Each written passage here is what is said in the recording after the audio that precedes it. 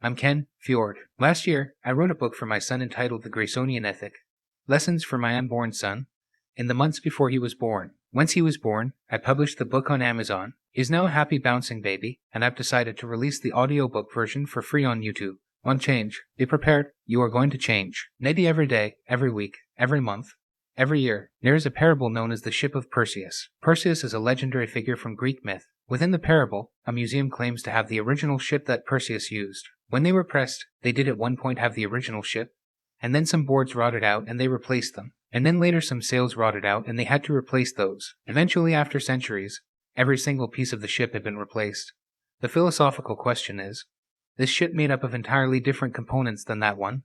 Can you still consider it to be Perseus's ship? If not, at what point did it stop being that? The human body is the most amazing thing you could possibly imagine. One of the things that makes it so amazing is the fact that it is not one thing. The human body is made up of millions of little things called cells, each one of them doing its job and acting in concert with each other in unbelievably complicated ways that allow this jumble of tiny little individual units to become the thing that you are. One of the most dangerous diseases is something called cancer. Each of those individual cells has a specific lifetime, and a certain number of times that it is allowed to reproduce on its own. Because if it did not, then the body would just continue to grow and grow and grow until it was just a massive dense clump of cells of different types. All it takes is for one cell to stop following its preordained destiny to start a disease that will eventually destroy the body. The reason I talk about this is to give you an idea of just how delicate the balance is within this amazing piece of biological machinery. Millions of cells and thousands of different types of cells each do their job more or less perfectly, and as a result somehow all of them working together are represented by a single consciousness that is you. Much like the ship of Perseus, you are constantly changing as well. Those individual cells live their lives, divide,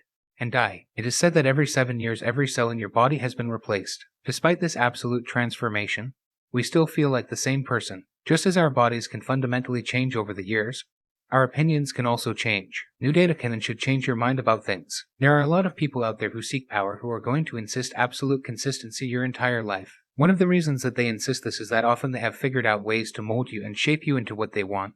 And if you change, then you necessarily change into something they do not want and cannot control. Do not be mistaken, I'm not saying that we need to go out and change everything about ourselves all the time. Instead, what I'm saying is that sometimes the time for change has come, and if the change is fully justified, it is okay to be different today than you were yesterday. Speaking of our bodies, the human brain is the ultimate example of the incredible power of our biological machine. When you were born, there was nothing in your DNA that told your brain how to speak to your eyes, or your nerve endings. There was something that described your brain in a general sense, and it was your experiences that wired your brain. There are people who are born without vision who learn how to connect their ears to their visual cortex. In so doing, their brains learn how to use echolocation so that even though that person does not have access to their eyes, they can see the world. In the same way, we are not born knowing how to move.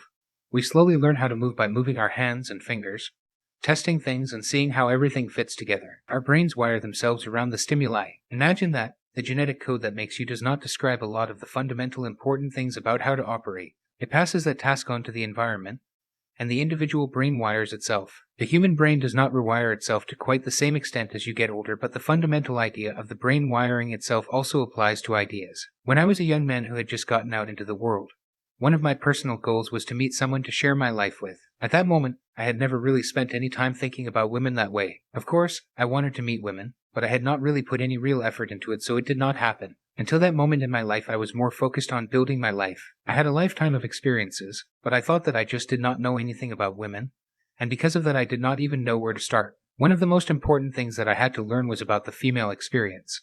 But the really interesting thing is I already knew almost everything I needed to know. The journey for me was actually about learning just a few little pieces of information that would take my lifetime of experiences and connect them in ways that fundamentally changed how I looked at the topic. At the time, I thought of it like a bunch of little idea worms burrowing through my brain. Individually, they weren't anything to speak of, but they connected little chambers of knowledge that I already had in my brain, and in doing so fundamentally changed the way I look at the world. My view of the world has also changed as my place within it changed. I had one set of opinions when I was a young man from a relatively poor family, and a completely different one as someone who had found a meaningful place in the world. I know that some of my experiences working with contractors has changed my view of capitalism, because you go from assuming that something is not working, just seeing it work very well, and you realize that maybe you were wrong after all. On the other hand, sometimes the change is in the other direction. You may think that you have an opinion, but it is not a very well-formed one, and as you get more information you realize you were right all along. A lot of people think that there is something shameful in affirming your own beliefs. Personally, as long as that affirmation is based on truth and you are not just trying to convince yourself of something that is not true because it is more convenient to believe that than something else, I think that affirming your beliefs is just as important as criticizing them. In fact, one of the most dangerous methods bad actors use in order to keep people from accepting truths they do not like is to get you to keep questioning things again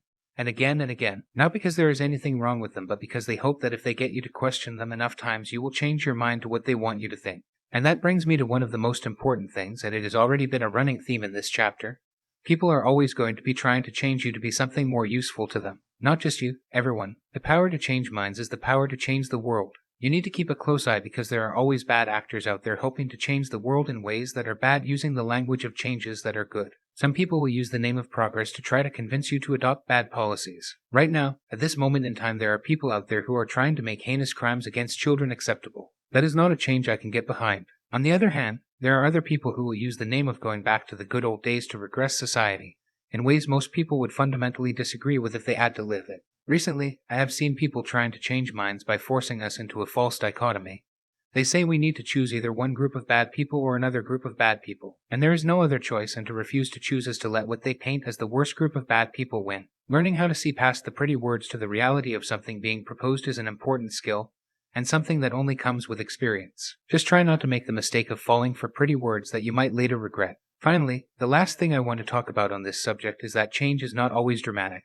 And sometimes it is the subtle changes that are the most important in your life. Nuance does matter, and as you consider the attitudes that you take on throughout your life, sometimes you will find that your attitude hasn't fundamentally changed, but minor yet crucial elements of it have. Maybe you have to take a utopian ideal and temper it into one with reality. I know that as I have aged, this has been a big part of figuring out what I actually believe. Utopian ideals very rarely survive contact with the outside world. Human beings are not built for utopia.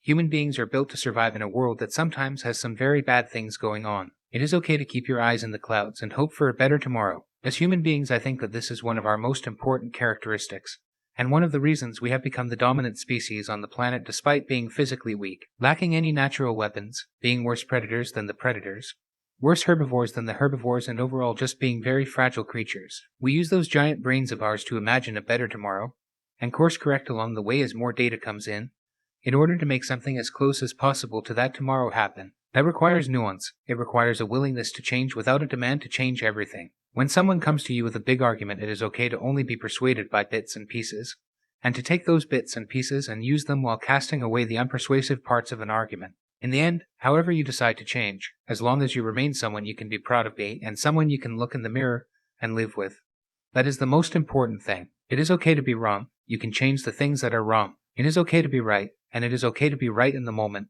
but to change later. Our bodies are made up of millions of cells. Each one of them will be replaced multiple times within your lifetime. The only thing that is not going to change is that you will wake up tomorrow as yourself, and you are going to have to live with that person whoever they become. Thanks for listening to this chapter of the Graysonian Ethic, Lessons for My Unborn Son. If you like the book and would like a physical copy or an electronic copy, please look it up. It's available on Amazon around the world. Barring that, please like and share with others. I'll be releasing one chapter every week, so if it hasn't been completely released. If you're interested in hearing more, you can subscribe to see when I post additional chapters.